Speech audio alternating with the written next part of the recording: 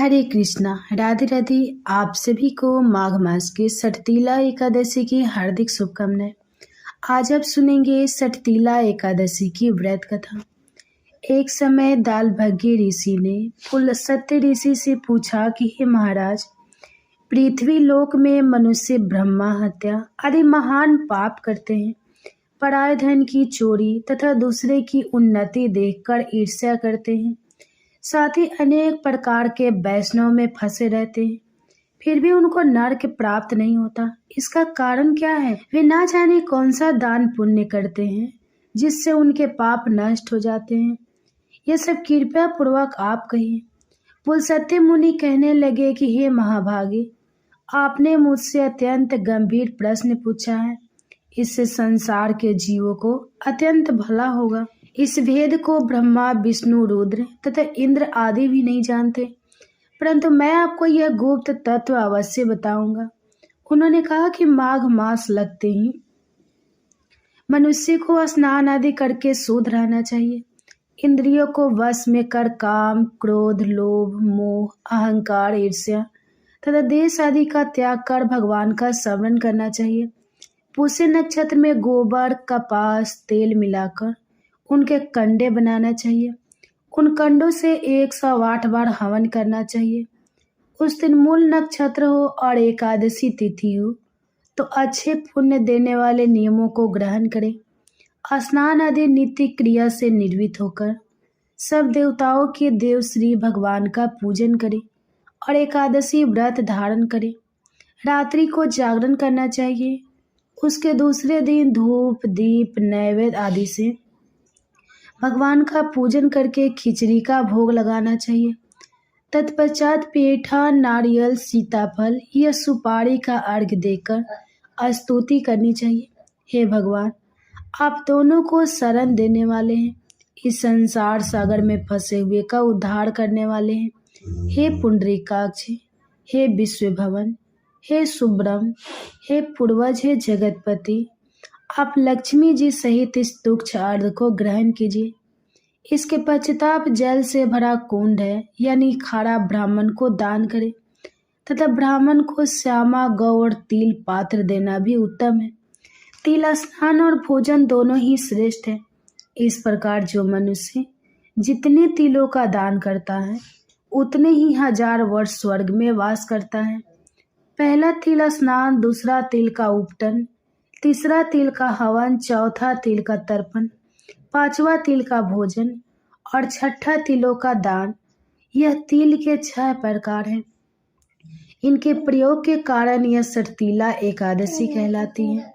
इस व्रत के करने से अनेक प्रकार के पाप नष्ट हो जाते हैं। इतना कहकर पुलस्त्य ऋषि कहने लगे कि अब मैं तुमसे इस एकादशी की कथा कहता हूँ। एक समय नारद जी ने भगवान श्री विष्णु से यही प्रश्न किया था और भगवान ने जो सठतीला एकादशी का महात्मा नारद जी से कहा सो मैं तुमसे कहता हूँ। भगवान ने नारद जी से कहा कि हे नारद, मैं तुमसे सत्य कहता हूँ, ध्यान पूर्वक सुनो। प्राचीन काल में मृत्यु लोक में एक ब्राह्मणी रहती थी। वह सदैव व्रत किया करती थी। एक समय वह मास तक व्रत करती रही और इसी कारण से उसका शरीर बहुत ही दुर्बल हो गया। यद्यपि वह बहुत बुद्धिमान थी, कदापि उसने कभी देवताओं या ब्राह्मणों के निमित्तन या धन का दान नहीं किया था। इससे मैंने सोचा कि ब्राह्मणी ने व्रत आदि से अपना शरीर तो शुद्ध कर लिया है, अब इसे विष्णु लोक तो मिल ही जाएगा, परंतु इसने कभी अन्न का दान नहीं किया, इससे इसकी तृप्ति होना कठिन है।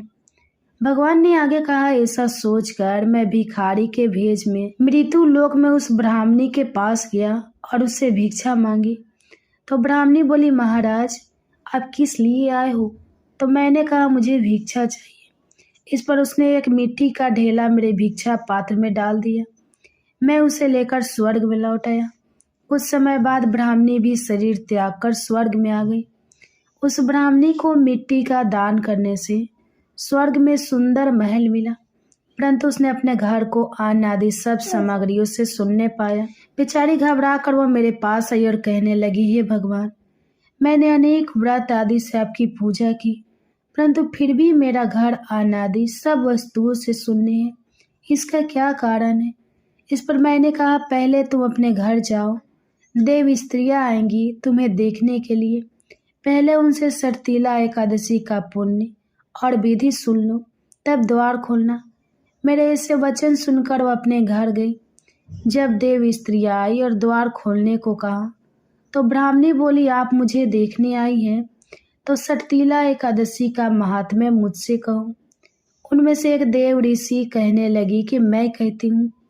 जब ब्राह्मणी ने सटतीला एकादशी का महात्म्य सुना तब द्वार खोल दिया। देवगणों ने उसको देखा कि ना तो वह गंधर्वी है और ना असुरी है, वरन पहले जैसी मानुषी है। उस ब्राह्मणी ने उनकी कथा अनुसार सटतीला एकादशी का व्रत किया। इसके प्रभाव से वह सुंदर और रूपवती हो गई तथा उसका घर अन्न आदि समस्त सामग्रियों से युक्त हो गया। अतः मनुष्य को मूर्खता त्याग कर सटतीला एकादशी का व्रत और लोभ ना करके तिल आदि का दान करना चाहिए। इससे दुर्भाग्य, दरिद्रता तथा अनेक प्रकार के कष्ट दूर होकर मोक्ष की प्राप्ति होती है। हे भक्तों, इस प्रकार कुल सत्य ऋषि द्वारा कही गई और स्वयं भगवान श्री विष्णु द्वारा नारद जी को सुनाई गई, जहाँ पावन सटतीला एकादशी की कथा संपूर्ण हुई। जो मनुष्य श्रद्धा और भक्ति से इस एकादशी का व्रत करता है, तिल का दान करता है और भगवान विष्णु का स्मरण करता है, उसके जीवन से दरिद्रता, पाप और कष्ट स्वयं दूर हो जाते हैं। इस व्रत के प्रभाव से न केवल सांसारिक सुख की प्राप्ति होती है, बल्कि अंत में मोक्ष का द्वार भी खुल जाता है।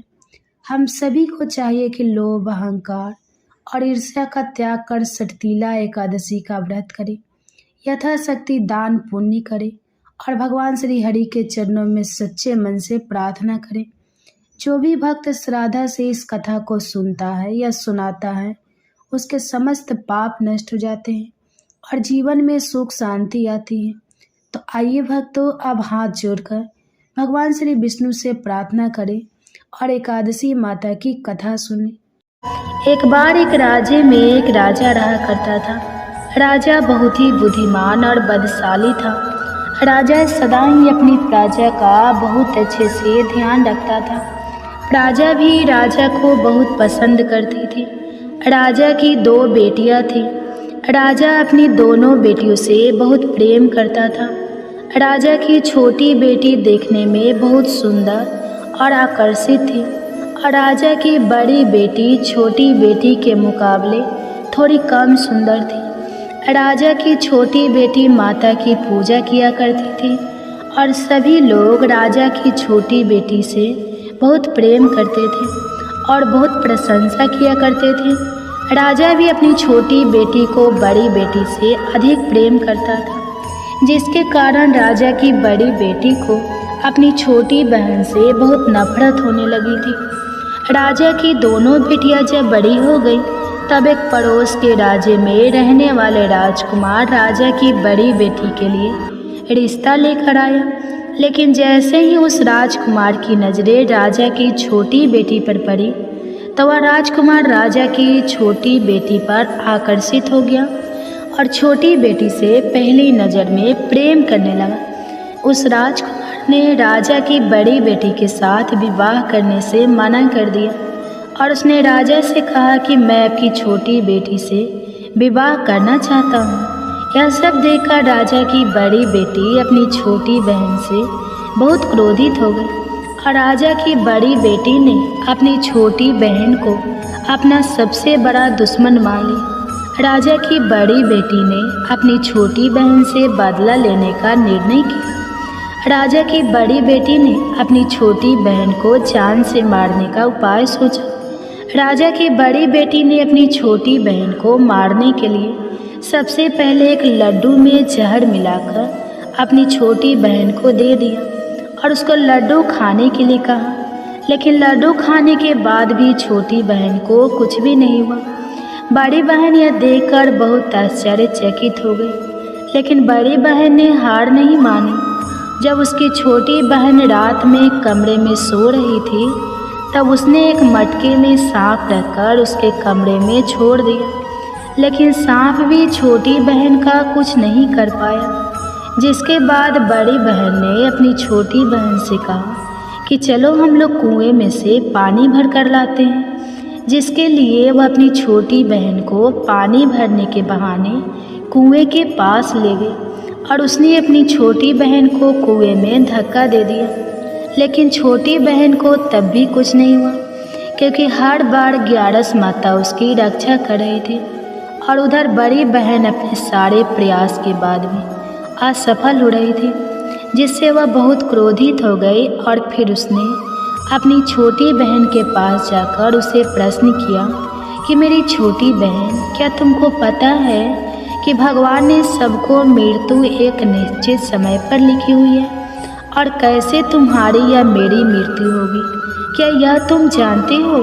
तब छोटी बहन ने अपनी बड़ी बहन को बताया कि हाँ दीदी, मैं तो जानती हूँ मेरी मृत्यु कैसे होगी। छोटी बहन से यह सब बातें सुनकर बड़ी बहन मन ही मन बहुत प्रसन्न होने लगी और उसने अपनी छोटी बहन से कहा कि तो तुम मुझे अपनी मृत्यु का राज बता। तब छोटी बहन ने अपनी बड़ी बहन से कहा कि मेरी मृत्यु तो एक तोते में है, जो तोते के गले में एक हार है, उससे मेरी मृत्यु होगी। जब तक कोई भी व्यक्ति तोते को मारकर उस हार को अपने गले में पहनेगा तो मैं मूर्छित हो जाऊंगी, और जैसे ही उस हार को अपने गले से उतारे तो मैं वापस जीवित हो जाऊंगी।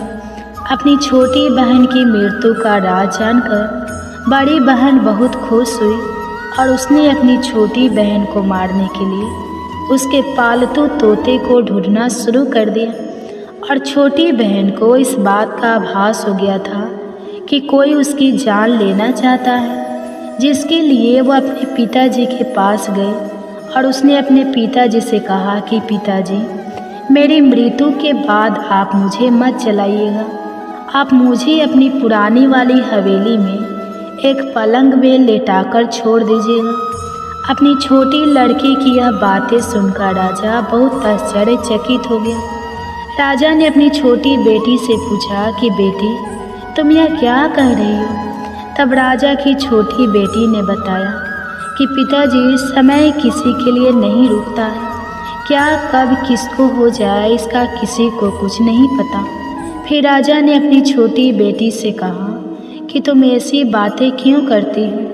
2-3 दिन के बाद तो तुम्हारा विवाह है। लेकिन छोटी बेटी ने अपने पिताजी को ऐसा करने पर मजबूर कर दिया और उनसे वचन ले लिया। राजा ने भी अपनी छोटी बेटी की बात स्वीकार कर ली और 2-3 दिनों के बाद जब शादी का समय आया तब राजकुमार बारात लेकर राजा के घर आया और राजकुमार और राजा की छोटी बेटी का विवाह शुरू हो गया।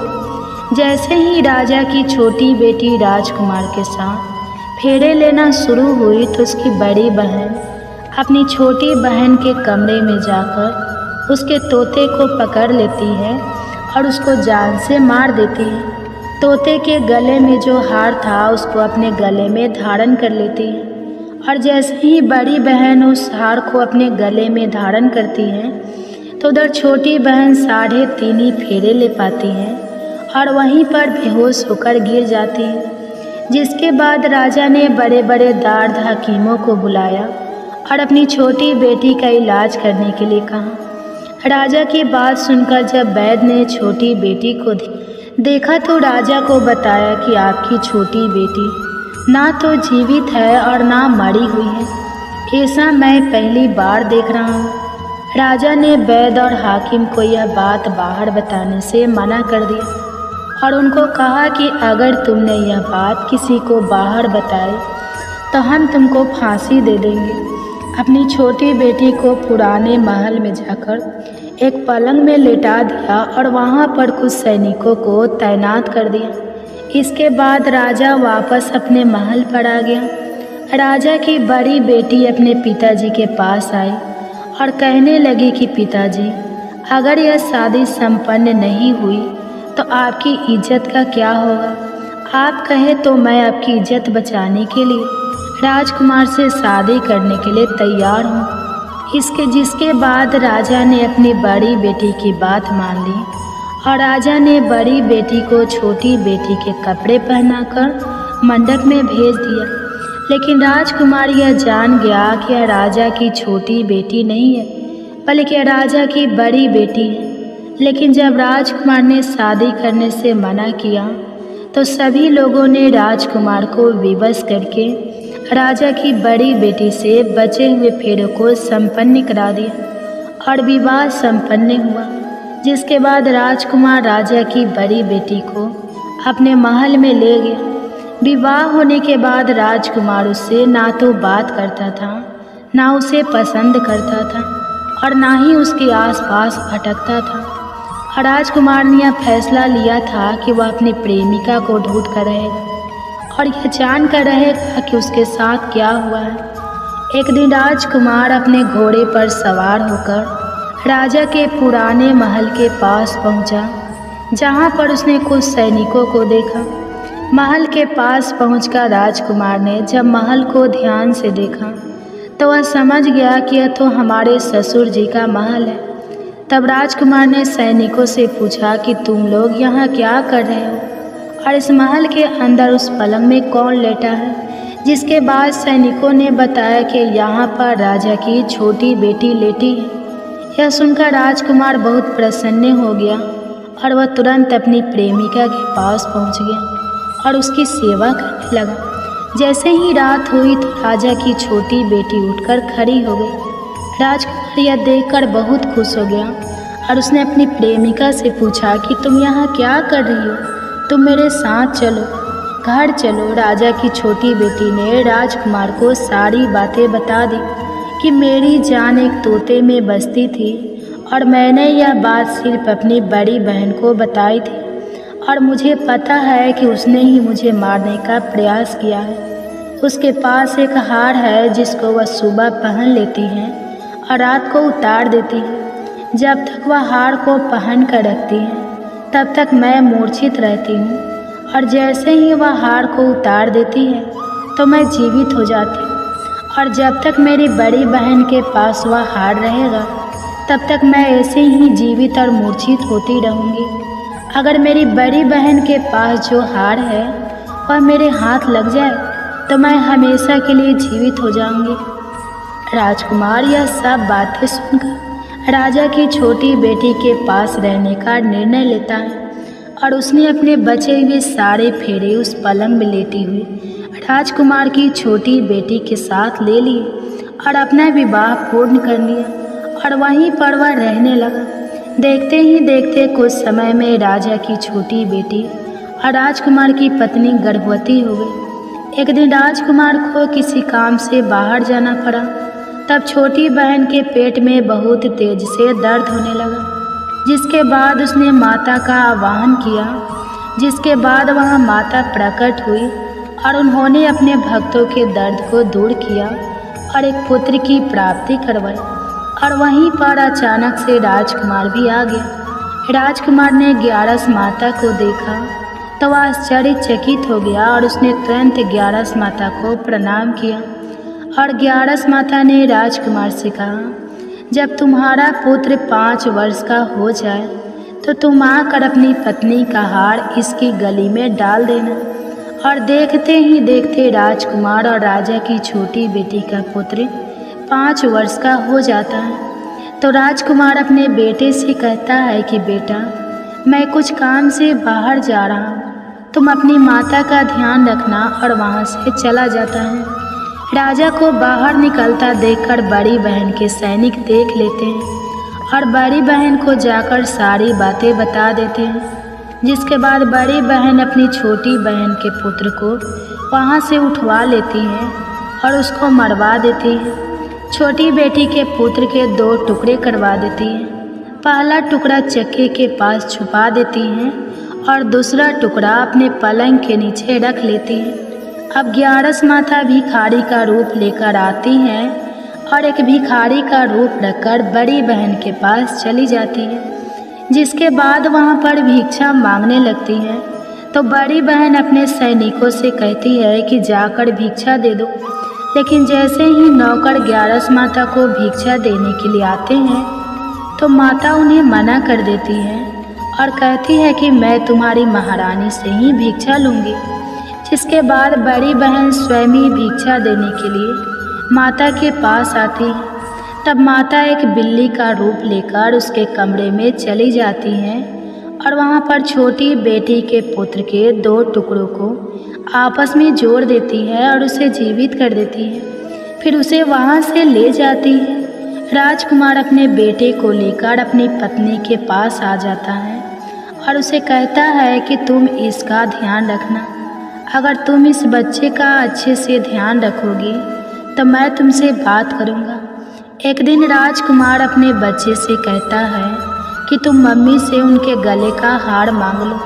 तो अपने पिता की बात मानकर राजकुमार का लड़का अपनी मम्मी के पास जाता है और कहता है कि मम्मी मुझे तुम्हारा हार चाहिए। यह सुनकर पहले तो बड़ी बहन बहुत क्रोधित होती है, पर उसको याद आता है कि राजकुमार ने कहा था कि अगर मैं इस बच्चे का ध्यान अच्छे से रखूंगी तो वह मुझसे बात करेंगे, जिसके कारण वह हार उस बच्चे को दे देती है और वह तुरंत हार को ले जाकर अपने पिताजी को दे देता है। और तभी राजकुमार अपने बेटे को लेकर वहाँ से जाने लगता है और अपनी पत्नी से कहता है कि तुम हमारे लिए खाना बनाकर रखना, मैं शाम को आकर तुम्हारे साथ खाना खाऊंगा। और वह अपने बेटे को लेकर वहाँ से चला जाता है। जिसके बाद वह राजा के पास जाता है और उनको सारी बातें बता देता है। राजा अपनी बड़ी बेटी की यह करतूत सुनकर बहुत क्रोधित होते हैं और अपनी परवरिश पर ही दोष देने लगते हैं। राजकुमार को अपनी छोटी बेटी के साथ रहने के लिए आदेश दे देते हैं। इस प्रकार 11 माता की कृपा से राजकुमार और राजा की छोटी बेटी सुखपूर्वक रहने लगी। प्रेम से बोलिए एकादशी माता की जय। प्रेम से बोलिए माता लक्ष्मी और भगवान विष्णु की जय, माता पार्वती और भगवान शंकर की जय। कथा के बाद अब आप आरती श्रवण कीजिए। ओम जय एकादशी माता मैया, जय एकादशी माता, विष्णु पूजा व्रत को धारण कर, विष्णु पूजा व्रत को धारण कर, शक्ति मुक्ति पाता। ओम जय एकादशी माता, तेरे नाम गिना देवी, भक्ति प्रदान करनी मैया, भक्ति प्रदान करनी, गण गौरव की देनी, गण गौरव की देनी, माता शास्त्र में वर्णी, माता शास्त्र में वर्णी। ओम जय एकादशी माता, मार्गशीर्ष की कृष्ण पक्ष की उत्पन्न विश्वरणी, जनमी मैया उत्पन्न विश्व तारे जनमी, शुक्ल पक्ष में हुई मोक्षदा, शुक्ल पक्ष में हुई मोक्षदा, मुक्ति दाता बन आई। ओम जय एकादशी माता, पौष की कृष्ण पक्ष की सफला नामक है, सफला नामक है, शुक्ल पक्ष में होए पुत्रदा, आनंद अधिक रहे। ओम जय एकादशी माता, नाम सटितिला, माघ मास में कृष्ण पक्ष आवे मैया, कृष्ण पक्ष आवे, शुक्ल पक्ष में जया कहावे, शुक्ल पक्ष जया कहावे, विजय सदा पावे। ओम जय एकादशी माता, विजया फागुन कृष्ण पक्ष में, शुक्ला आमल की मैया, शुक्ला आमल की मैया, पापे मोचनी कृष्ण पक्ष में, चैत्र महाबली की। ओम जय एकादशी माता, चैत शुक्ल में नामे कमदा, धन देने वाली मैया, धन देने वाली मैया, नाम बरुथिनी कृष्ण पक्ष में, नाम बरुथिनी कृष्ण पक्ष में, बैसाखी माह वाली। ओम जय एकादशी माता, शुक्ल पक्ष में हुई मोहिनी, आप श्री कृष्ण पक्ष नाम, निर्जला सब सुख करने नाम, निर्जला सब सुख करने, शुक्ल पक्ष रखी।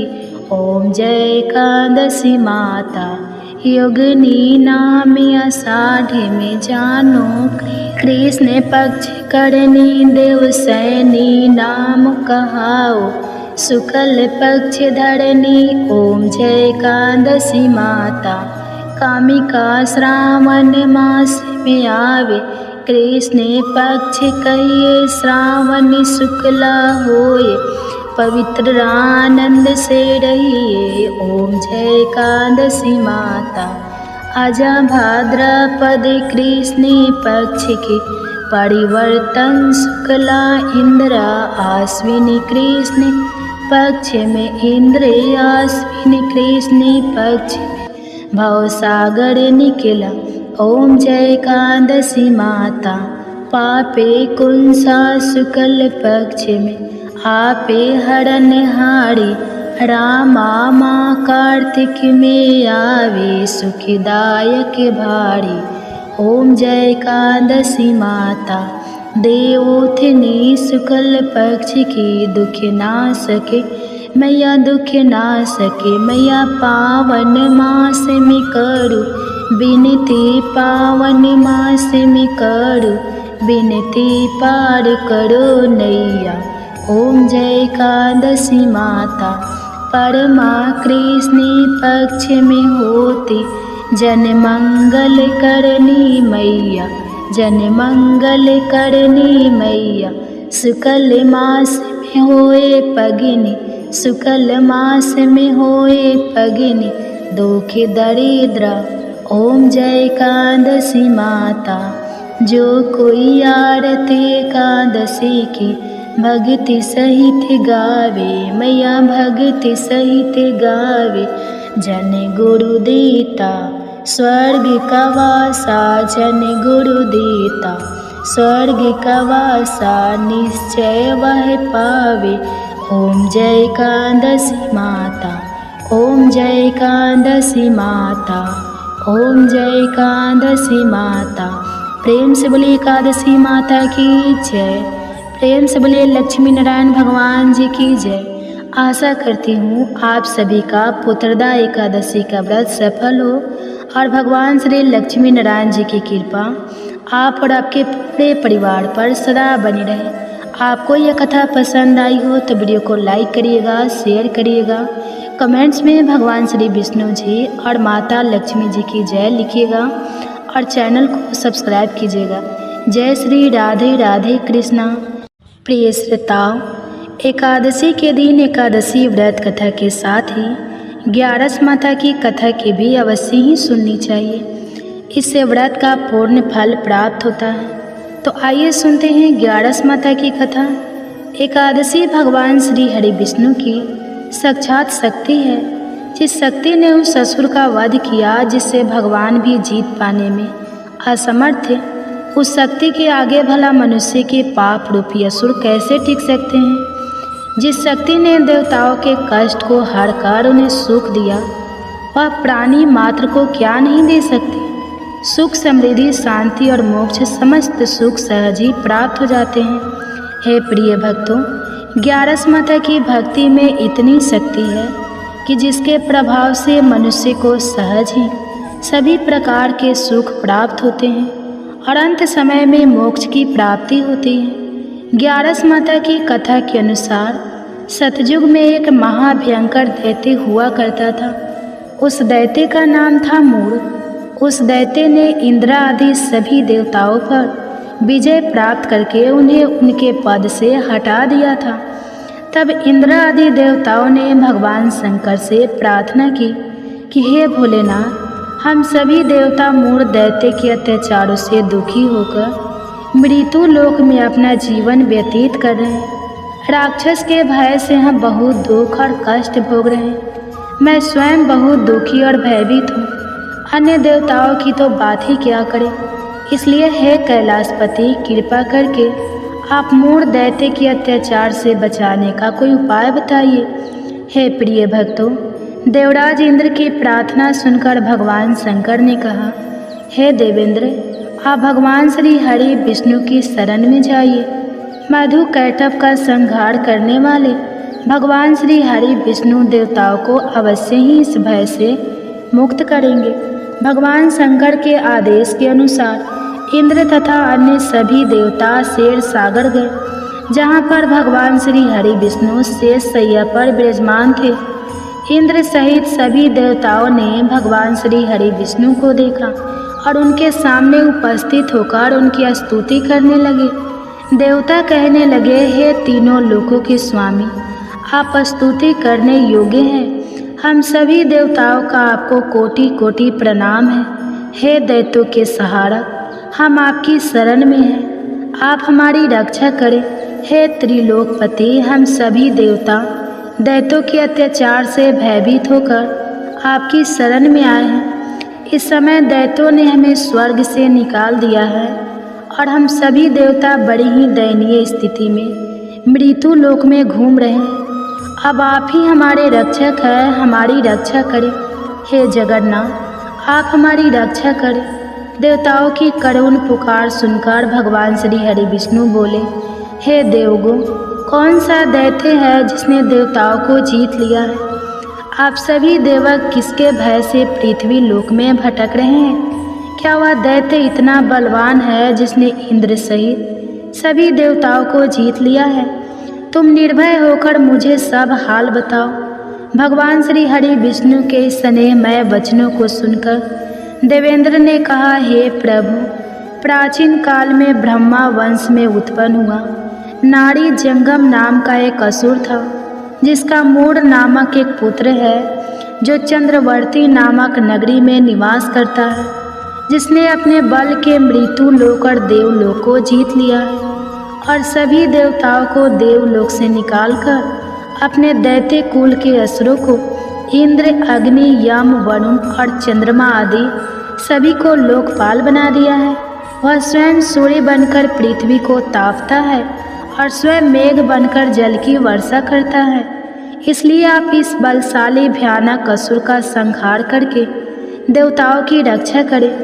देवेंद्र के मुख से ऐसे वचन सुनकर भगवान श्री हरि विष्णु बोले, हे देवताओं, मैं आपके शत्रु का शीघ्र ही संहार करूँगा। आप सभी इसी समय मेरे साथ चंद्रवर्ती नगरी चलिए। देवताओं की पुकार पर भगवान श्री हरि विष्णु तुरंत ही उनके साथ चल पड़े और उधर दैत्यराज मूढ़ ने अपने तेज से जान लिया था कि भगवान श्री हरि विष्णु युद्ध की इच्छा से उसकी राजधानी में आ रहे हैं। इसलिए अपने राक्षस योद्धाओं के साथ वह भी युद्ध भूमि में आकर गरजने लगा और देखते ही देखते युद्ध प्रारंभ हो गया। युद्ध शुरू होने पर अनगिनत असुर अपने अस्त्र शस्त्रों के धारण करके देवताओं से युद्ध करने लगे, लेकिन देवता तो पहले से ही डरे हुए थे। वह अधिक देर तक राक्षसों का सामना ना कर सके और भाग खड़े हुए। तब भगवान श्री हरि विष्णु स्वयं युद्ध भूमि में आ गए। दैत्य पहले से भी ज़्यादा जोश में भरकर भगवान श्री हरि विष्णु से युद्ध करने लगा। वे अपने अस्त्र शस्त्रों से उन पर भयानक प्रहार करने लगा। दैत्यों के आक्रमण वारों को श्री हरि विष्णु अपने चक्र और गदा के प्रहारों से नष्ट करने लगे। इस युद्ध में अनेक दैत्य सदा के लिए मृत्यु की गोद में समा गए, किंतु दैत्यराज मूढ़ भगवान विष्णु के साथ निश्चल भाव से युद्ध करता रहा। उसका तो जैसे अभी बाल था, बांका नहीं हुआ था। वह बिना डरे युद्ध कर रहा था। भगवान विष्णु मूर्ख को मारने के लिए जिन जिन शास्त्रों का प्रयोग करते, वे सब उसके तेज से नष्ट होकर उस पर पुष्पों के समान गिरने लगते। अनेक अस्त्र शस्त्रों का प्रयोग करने पर भी भगवान श्री हरि विष्णु उसे जीत ना सके। तब वे आपस में मिल युद्ध करने लगे। भगवान श्री हरि विष्णु उस असुर से देवताओं के लिए सहस्त्र वर्षों तक युद्ध करते रहे, किंतु उस असुर से जीत ना सके। अंत में भगवान विष्णु शांत होकर विश्राम करने की इच्छा से बद्रिका आश्रम स्थित 38 कोस लंबे एक द्वार वाली हेमवती नाम की एक गुफा में प्रवेश कर गए। उस गुफा में भगवान ने शयन किया। भगवान विष्णु के पीछे वह दैत्य भी चला गया। भगवान श्री हरि विष्णु को सोता हुआ देखकर वह दैत्य उन्हें मारने को तैयार हुआ। वह सोच रहा था कि आज तो मैं अपने चीर शत्रु को मारकर हमेशा हमेशा के लिए निशक्तंठ हो जाऊंगा, लेकिन उसकी यह इच्छा पूर्ण ना हो सकी, क्योंकि उसी समय भगवान श्री हरि विष्णु की देह से एक दिव्य वस्त्र धारण किए हुए एक अत्यंत मोहिनी देवी उत्पन्न हुई और राक्षस को ललकार कर उससे युद्ध करने लगी। उस देवी को देखकर राक्षस को घोर आश्चर्य हुआ और वह सोचने लगा कि यह ऐसी दिव्य कन्या कहाँ से उत्पन्न हुई, और फिर वह असुर उस कन्या से लगातार युद्ध करता रहा। कुछ समय बीतने पर उस देवी ने क्रोध में आकर उस दैत्य के अस्त्र शस्त्रों के टुकड़े टुकड़े कर दिए। अब तो उस दैत्य को बड़ा ही क्रोध आया और वह सारी मर्यादाएं भंग करके उस देवी के मल्ल युद्ध करने लगा। उस तेजस्वी कन्या ने उसको धक्का मारकर मूर्छित कर दिया और उसकी मूर्छा टूटने से पूर्व ही उसका सिर काटकर धड़ से अलग कर दिया, और सिर कटते ही वह असुर पृथ्वी पर गिरकर मृत्यु को प्राप्त हुआ और बाकी बचे हुए असुर अपने राजा का ऐसा दुखद अंत देखकर भयभीत होकर पाताल लोक में भाग गए। भगवान श्री हरि विष्णु जब निद्रा से जागे तो उस असुर को मरा हुआ देखकर उन्हें घोर आश्चर्य हुआ और वे सोचने लगे कि इस महाबली को किसने मारा है। तब वह तेजस्वी कन्या श्री हरि से हाथ जोड़कर बोली, हे जगदीश्वर, यह असुर आपको मारने को तत्पर था, तब मैंने आपके शरीर से उत्पन्न होकर इस असुर का वध किया है। देवी की बात सुनकर भगवान श्री हरि विष्णु बोले कि तुमने इस असुर को मारा है, इसलिए हे देवी मैं तुमसे अत्यंत प्रसन्न हूँ। इसे मारकर तुमने तीनों लोकों को देवताओं के कष्ट को हरा है, इसलिए तुम अपनी इच्छा अनुसार वरदान मांग लो, मैं तुम्हारी प्रत्येक इच्छा को पूर्ण करूँगा। भगवान की बात सुनकर वह देवी बोली कि हे प्रभु, मुझे यह वरदान दीजिए कि जो भी मनुष्य या देव मेरा व्रत करे उसके सभी पाप नष्ट हो जाए और अंत में उसे स्वर्ग लोक की प्राप्ति हो। मेरे व्रत का आधा फल रात्रि को मिले और उसका आधा फल एक समय भोजन करने वाले को मिले। जो श्रद्धालु भक्ति पूर्वक मेरे व्रत को करे वह निश्चय ही वैकुंठ लोक को प्राप्त करे। जो मनुष्य मेरे व्रत में दिन तथा रात्रि को एक बार भोजन करे वह धन धान्य से भरपूर रहे। कृपा करके मुझे ऐसा वरदान दीजिए। भगवान श्री हरि विष्णु ने कहा, हे देवी, ऐसा ही होगा। मेरे और तुम्हारे भक्त एक ही होंगे और अंत में संसार में प्रसिद्धि को प्राप्त होकर मेरे लोक को प्राप्त करेंगे। हे कल्याणी, तुम एकादशी को पैदा हुई हो, इसलिए तुम्हारा नाम भी एकादशी हुआ, तथा जो मनुष्य इस दिन व्रत करेंगे उनके समस्त पापों समूल नष्ट हो जाएंगे। तुम मेरे लिए अब तीज, अष्टमी, नवमी और 14 से भी अधिक प्रिय हो। तुम्हारे व्रत का फल सभी तीर्थों के फल से भी महान होगा। यह मेरा अष्टांग का कथन है। इतना कहकर भगवान श्री हरि विष्णु उसी स्थान पर अंतर ध्यान हो गए। तो सभी प्रेम से बोलिए एकादशी माता और विष्णु भगवान की जय।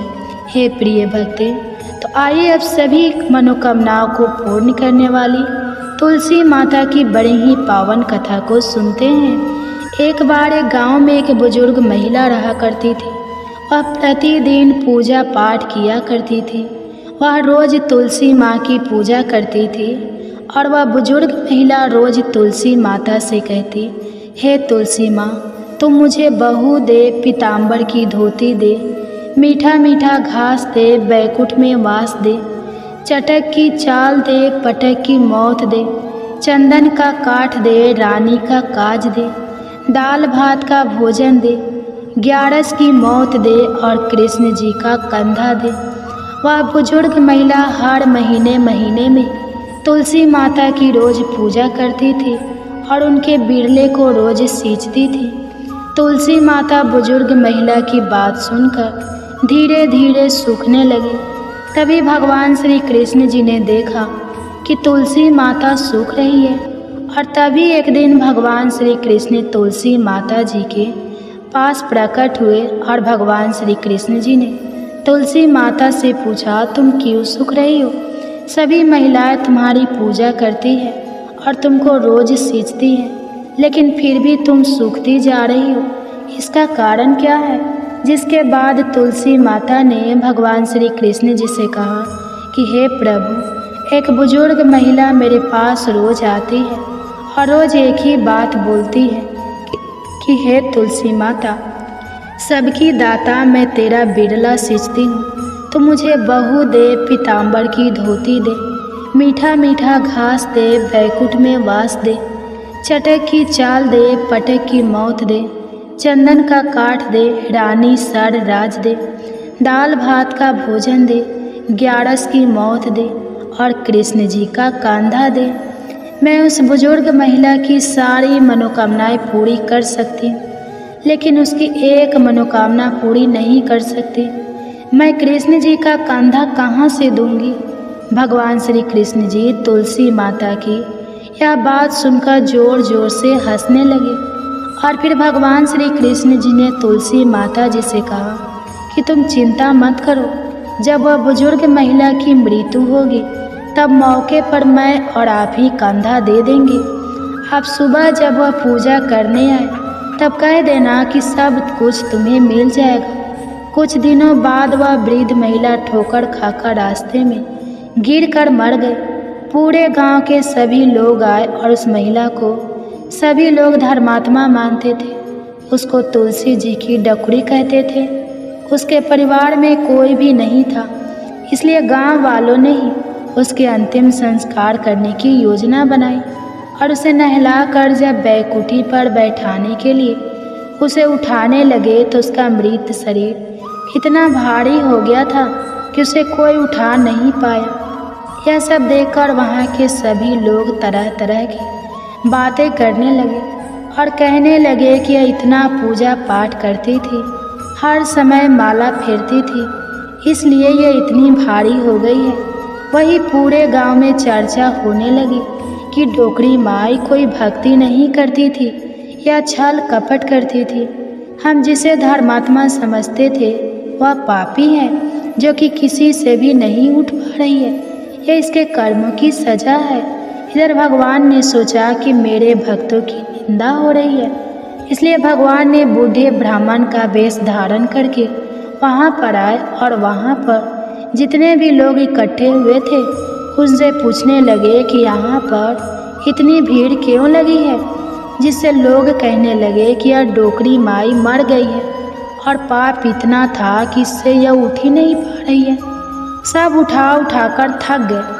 तब ब्राह्मण जी ने कहा कि मुझे एक बार डोकरी के कानों में कहने दो, फिर वह देखो कैसे उठती है। तो सभी लोगों ने कहा कि आप भी प्रयास करके देख लीजिए। तब भगवान ने उस वृद्ध महिला के कानों में कहा कि हे डोकरी माई, देखो मैं आ गया। और जो भी बुढ़िया माई पूजा करते समय शब्द कहती थी वह शब्द उसके कानों में कहने लगे, तू बिरला सींच मेरा, मैं करूँ निस्तार तेरा।